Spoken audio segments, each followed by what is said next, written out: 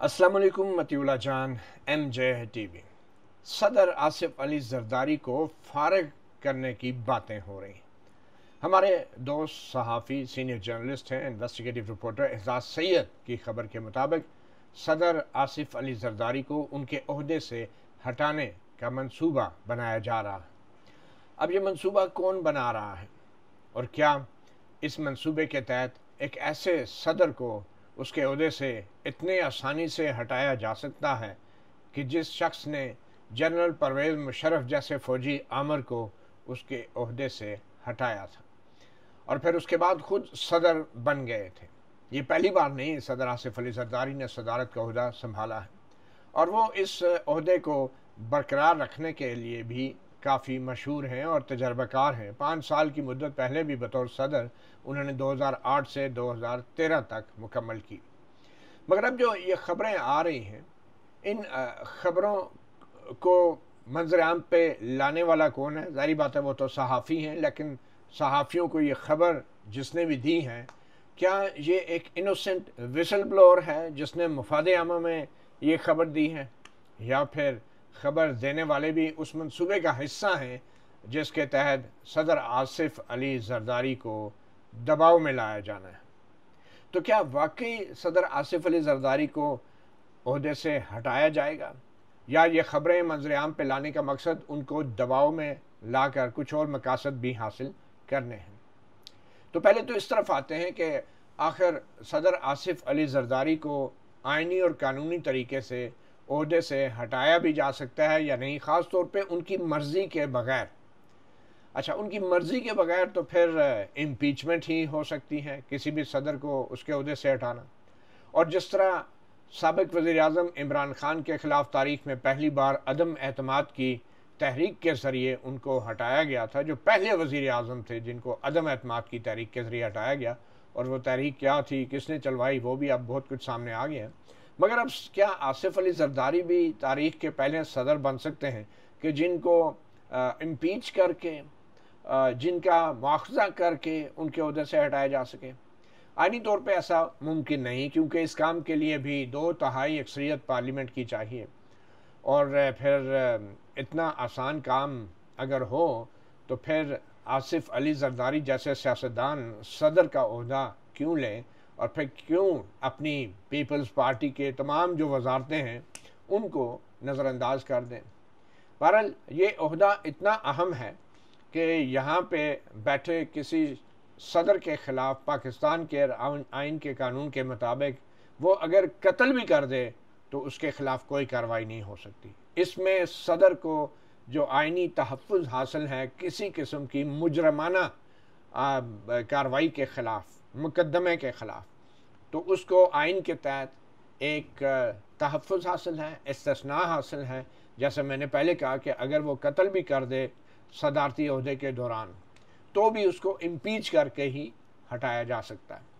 बहरहाल ये जो इस्तिस्ना है या ये जो कानूनी तहफ़्फ़ुज़ है, ये सिर्फ़ उस मुद्दत के लिए है जिस मुद्दत में वो सदर रहेगा। और हमने माजी में देखा सदर आसिफ अली जरदारी के ख़िलाफ़ STS और कोटकना केस जैसे दीगर केसेस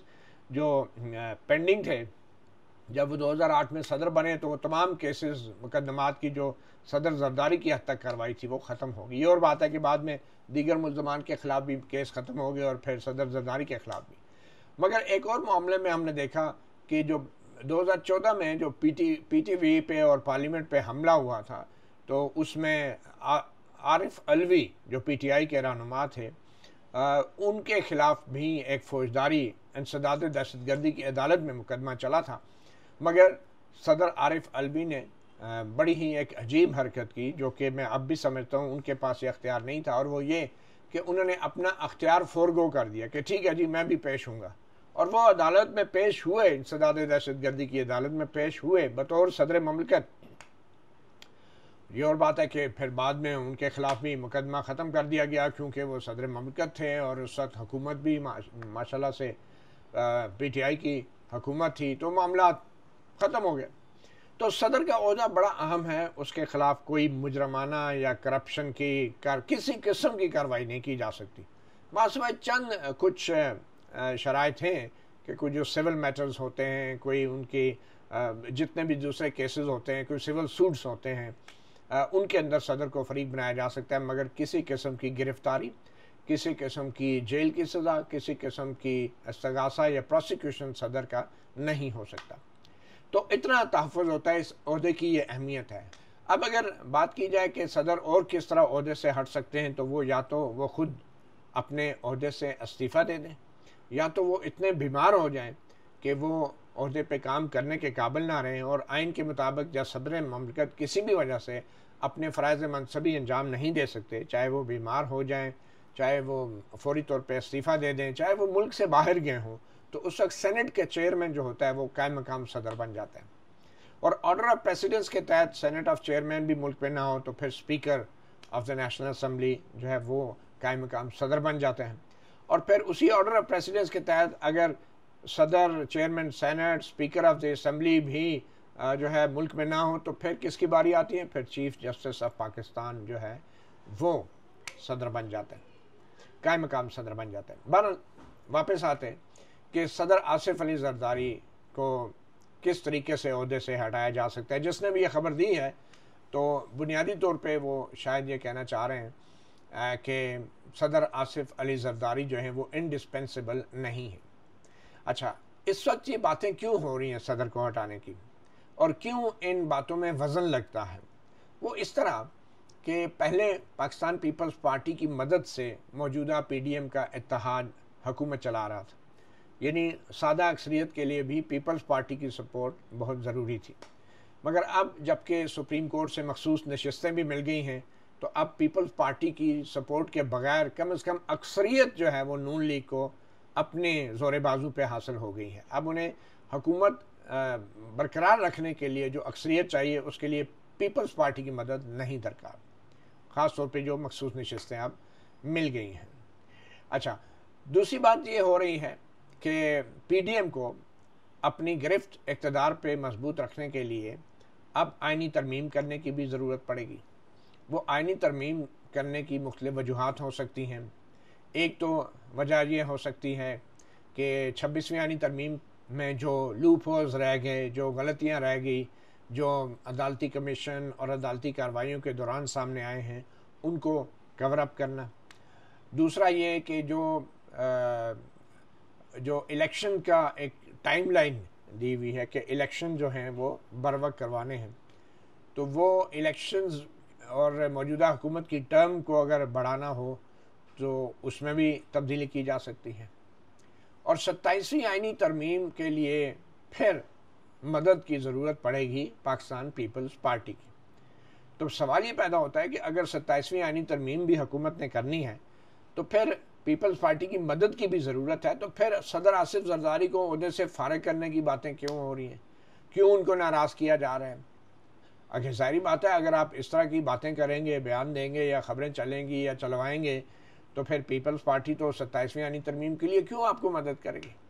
मगर पीपल्स पार्टी भाव-ताव करने में पुरानी माहिर है। ये वो पार्टी है कि जिसने 88 में बेनज़ीर भुट्टो ने आके जनरल ज़ियाउल हक के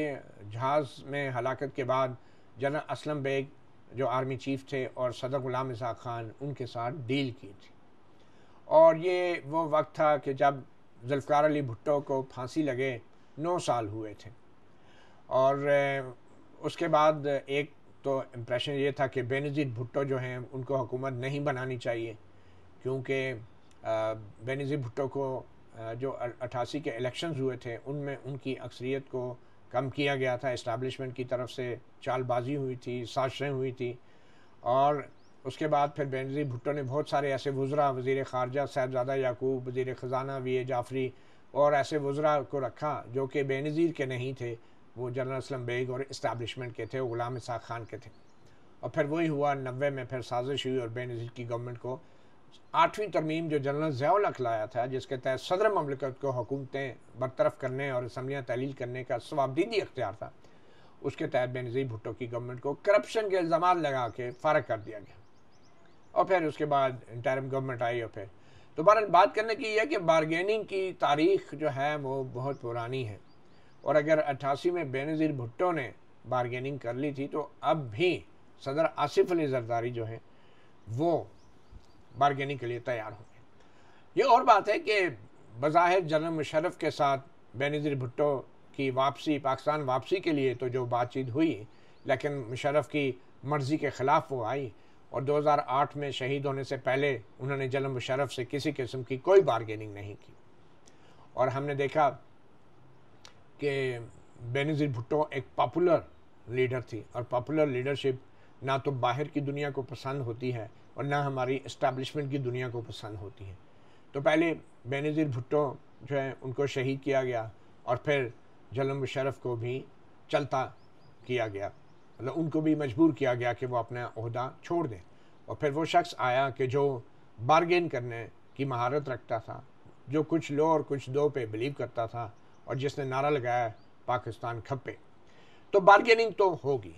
अच्छा, फिर सवाल ये पैदा होता है कि अगर 27वीं तरमीम आनी है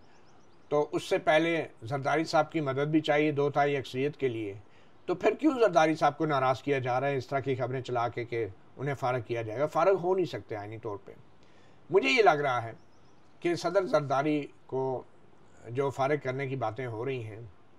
उसके लिए एक वजह यह हो सकती है कि 27वीं आइनी तरमीम के लिए उन पे दबाव डाला जाए कि जिस तरह 26वीं आइनी तरमीम में पीपल्स पार्टी ने बारगेनिंग की, अपना वज़न बढ़ाया, अब की बार वो इतनी लंबी चौड़ी कोई शराइत ना रख सके। यानी पीपल्स पार्टी की 27वीं आइनी तरमीम के लिए बारगेनिंग की पोजीशन कमज़ोर करने के लिए सदर आसिफ अली जरदारी को उनके ओहदे से हटाने की बातें की जा रही हैं। एक तो ये 27वीं आइनी तरमीम के लिए बड़ा ज़रूरी है, मगर फिर 27वीं आइनी तरमीम में ऐसा होगा क्या कि जिस पे आसिफ अली जरदारी मज़ाहमत करेंगे या कोई अपनी ज़्यादा सख्त शराइत बनवाएंगे? ऐसा क्या मुमकिन हो सकता है? देखें जी, पहली बात तो यह है कि जो हमारे field marshal general Asim Munir हैं वो सदर ट्रंप से मिलकर आए हैं, मुलाकात करके आए हैं बतौर फील्ड मार्शल। उन्हें लंच पे बुलाया गया था, मगर शायद जनरल मुशर्रफ की तरह उनको भी एहसास हो गया है कि ईवान सदर की जो कुर्सी है उसका अपना ही एक करिश्मा है, उसकी अपनी ही एक ताकत है, और हेड ऑफ स्टेट होना और रियासत का सरबराह होना वो एक अलग ही बात है। और उसके अंदर जैसे मैंने पहले कहा, इम्यूनिटीज़ भी बड़ी होती हैं, आपके ख़िलाफ़ किसी किस्म की कोई कार्रवाई भी नहीं हो सकती और आप आइनी तौर पे प्रोटेक्टेड हो जाते हैं। तो ये एक ख्वाहिश ज़रूर हो सकती है 27वीं आइनी तरमीम के अंदर जो तजावीज़ आएंगी, उसमें एक तजवीज़ अगर इसको बड़ा ब्लंटली अगर रखा जाए आपके सामने तो ये हो सकती है कि भाई जो आर्मी चीफ होंगे वो उनमें से किसी को भी वर्दी के अंदर सदर ममलकत बनाया जा सकता है। अब ये वो चीज़ है जो जनरल मुशर्रफ के दौर में भी एक आइनी और कानूनी सवाल उठ गया था। जनरल मुशर्रफ को 17वीं तरमीम के अंदर एसएम ज़फ़र जैसे बड़े कानूनदानों और मौलाना फजल रहमान जैसे बड़े सियासतदानों की मदद से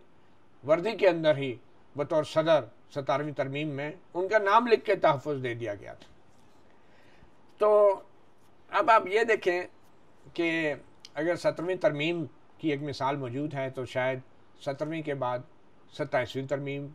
भी इसी तरह की इसी तर्ज पे शायद की जा सकती है। और आपने याद है कि ईवान सदर का ओहदे की अहमियत की जब बात हो रही है तो जनरल मुशर्रफ ने जब आगरा जाना था भारत में भारतीय हुकूमत वज़ीर आज़म से मुज़ाकरात करने के लिए, तो उस वक्त इंडिया में यह सवाल उठा कि आप किस हैसियत में आएंगे, क्योंकि उस वक्त जनरल मुशर्रफ मेरे ख्याल में 2003 या 4 में जो थे वो 2002 की बात है, वो चीफ एग्जीक्यूटिव थे, वो अभी सदर नहीं बने थे। तो उन्होंने सदर रफ़ीक तारड़ को ईवान सदर में उनसे मुलाकात की और उनसे कहा कि जनाब मुझे आपकी कुर्सी चाहिए, और सदर तारड़ ने फिर इस्तीफ़ा भी नहीं दिया, कुछ नहीं किया, लेकिन उनका बोरिया बिस्सा लपेट के उनको ईवान सदर से निकाल दिया गया और चीफ एग्जीक्यूटिव जनरल मुशर्रफ ने एक फरमान जारी कर दिया कि जी मैं प्रेसिडेंट हूँ। और बाद में फिर एक रेफरेंडम भी हुआ, आपको याद होगा 5 साल के लिए, वो रिफराडम जिसको तारीख में कहा जाता है। तो ईवान सदर की अहमियत तो है, वो किसी भी आर्मी चीफ के लिए एक बहुत बड़ी एक टेम्पटेशन हो सकती है। ये ईवान सदर का ओहदा, रियासत के सरबराह का ओहदा, और जो प्रोटोकॉल पूरी दुनिया में रियासत के सरबराहों को मिलता है वो शायद चीफ ऑफ आर्मी स्टाफ को नहीं मिल सकता। और डेफिनेटली ये ख्वाहिश होगी कि सदर ट्रंप के साथ अगली मुलाकात जो हो तो वो आई टू आई हो, एक लेवल पे हो, प्रेसिडेंट टू प्रेसिडेंट हो, काउंटर पार्ट हो, रादर देन एक आर्मी चीफ जिसको खाने पे बुला के आप सवाल जवाब करें, गपशप लगाएं, उसकी थोड़ी तारीफ़ कर दें और थैंक यू वेरी मच कहें और बस। तो ये एक बहुत बड़ी टेम्पटेशन हो सकती है। मगर फिर थोड़ी देर के लिए तसव्वुर कर लें कि सदर आसिफ अली जरदारी जो हैं वो इस पे राज़ी भी हो जाते हैं कि चलें आप 27वीं तरमीम में ये तब्दीली लें, तो फिर आखिरकार सदर जरदारी की भी तो कुछ डिमांड होंगी ना। वो क्या हो सकती हैं? सदर जरदारी की कुछ मजबूरियां हैं, कुछ सियासी मकासद हैं और फिर हिकमत अमली भी है। सदर जरदारी की सबसे बड़ी मजबूरी ये है कि उनकी सेहत जो है शायद वो ज़्यादा अरसा उनका साथ ना दे। हमारी दुआ है अल्लाह ताला उनको लंबी उम्र दे, अता करे, ज़िंदगी मौत अल्लाह के हाथ में है। मगर सदर जरदारी कि हमें भी कुछ पता नहीं है अपनी ज़िंदगी का, तो सदर जरदारी ऑब्वियसली वो भी इस हवाले से सोचते हैं और उनकी शायद ज़िंदगी की एक ही ख्वाहिश होगी, वही ख्वाहिश जो शायद नवाज शरीफ की थी वो किसी हद तक पूरी हो गई है, वही ख्वाहिश सदर आसिफ अली जरदारी की भी होगी और वह ये कि वो अपने बेटे को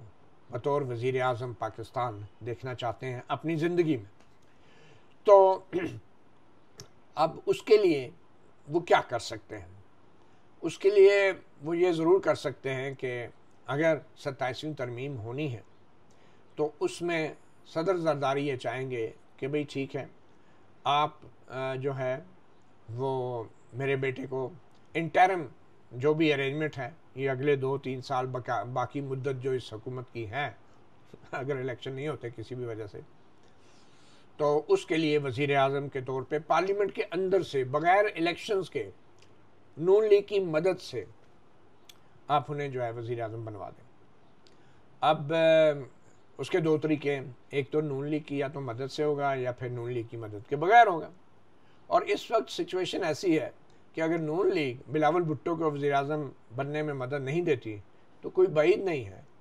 कि जो अडयाला जेल में कैद इमरान खान हैं उनके साथ रब्ता किया जाए और उन्हें बताया जाए कि हम शहबाज शरीफ को और नून लीग को फ़ारग करना चाह रहे हैं, आप अगर हमें सपोर्ट करते हैं तो ऐसी सूरत में बिलावल भुट्टो जो है 1-2 साल के लिए प्राइम मिनिस्टर बन जाएंगे, 2 साल बाद वो इलेक्शन करा देंगे और आप आ जाएं। और अगर पीटीआई साथ देती है तो फिर उसमें सूरत हाल ये भी हो सकती है कि आसिफ अली जरदारी को 2 तिहाई अक्सरियत से इम्पीच भी किया जा सकता है। पीटीआई अगर बड़ी तादाद में आती है तो ऑब्वियसली फिर बहुत कुछ हो सकता है। मगर अब चूँकि मखसूस नशस्तें हुक्मरान इत्तेहाद को मिल गई हैं तो मेरे ख्याल में नून लीग की पोजीशन काफ़ी स्ट्रेंथन हो चुकी है, तो शायद ये वाला ऑप्शन मुमकिन ना हो। तो अगर सदर जरदारी को हटाना भी है तो उनको कुछ देकर हटाना पड़ेगा, उनके साथ बारगेनिंग करनी पड़ेगी और बारगेनिंग में सदर जरदारी की जो मजबूरी है वो उनकी सेहत है और वो जो कहते हैं ना कि वक्त कम है मुकाबला सख्त है तो सदर जरदारी को ये भी शायद जहन में होगा कि अगर खुदा न खास्ता उनकी सेहत बहुत ख़राब हो जाती है तो फिर उनके बाद बिलावल भुट्टो जो है वो शायद पीपल्स पार्टी को यकजा रखने में कामयाब नहीं होगा, पीपल्स पार्टी तोड़ फोड़ का शिकार हो सकती है। और फिर उसके अलावा भी जो सिंध के अंदर जो इस वक्त रुझान पाया जाता है और पूरे पाकिस्तान की तरह कि अगर किसी वक्त भी किसी भी वजह से इलेक्शन हो गए तो शायद सिंध में पीपल्स पार्टी और भी कमज़ोर हो सकती है। तो एक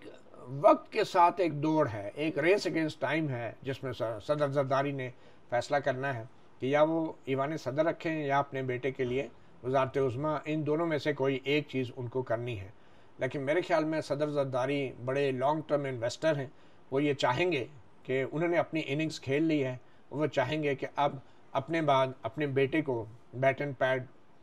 करके फील्ड में उतारें। और हम देखेंगे कि